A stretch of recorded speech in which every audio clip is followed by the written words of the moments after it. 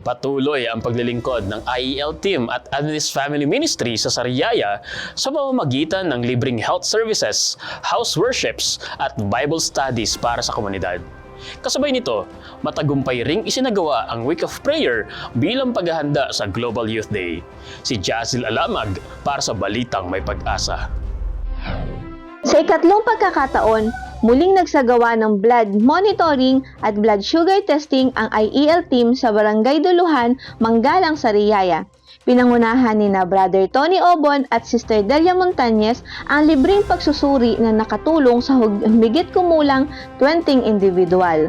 Laking pasalamat po na nagkaroon po ng ganitong gawain po ang ating simbahan na Adventist para po malaman din ang aming mga kumare dito at mga lugar na may ganito pong magandang layunin po para kanila. Dahil ang iba po ay hindi nila nalalaman ang kanilang blood pressure at ganoon din po ang kanilang sugar. Kasabay nito, patuloy ang pagdadalaw ng Adventist Family Ministry sa bawat tahanan na nakatuon sa kaligtasan ng bawat pamilya at sa pagtanggap kay Jesus bilang personal na tagapagligtas.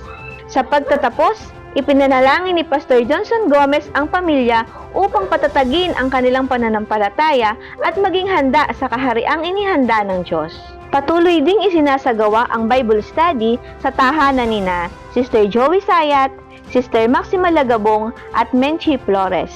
Pinangunahan ni Pastor Johnson Gomez kasama ang IEL team ang pag-aaral gamit ang babasahing Explorer bilang gabay sa mas malalim na pag-unawa sa salita ng Diyos.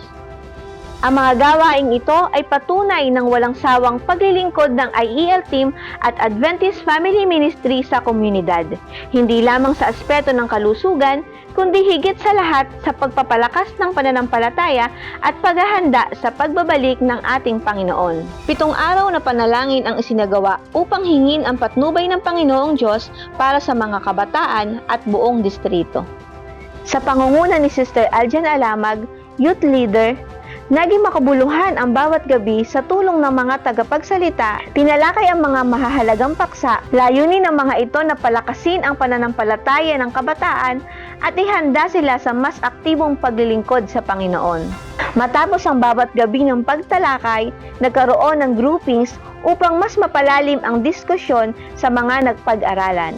Sama-samang ipinanalangin ng bawat grupo ang kanilang mga prayer requests at ang matagumpay na pagsasagawa ng mga gawain. Ang Week of Prayer ay nagbigay ng inspirasyon at lakas sa kabataan ng Sariaya District upang mas mapalalim ang kanilang pananampalataya, mapalakas ang pagkakaisa at maging masiglang katuwang sa paglilingkod sa ating Panginoon. Pasalamat sa lahat po ng sumuporta sa isang linggo na Week of Prayer na pinangunahan ng mga kabataan. Sa buong iglesia po ng Lutukan na gabi-gabi na umattend sa aming Week of Prayer ay lubos po ang aming pasasalamat in behalf of the AY Department. At salamat din po sa aming mga naging spokesperson sapagkat kahit sila ay mga kabataan pa lamang ay buong puso silang nagpagamit sa kanilang mga talento para sa ating Panginoon. Layunin makapaghatid ng balitang nagbibigay sigla, inspirasyon at pag-asa. Ako si Jazil Alamag nag-uulat para sa Hope Today HCNP News.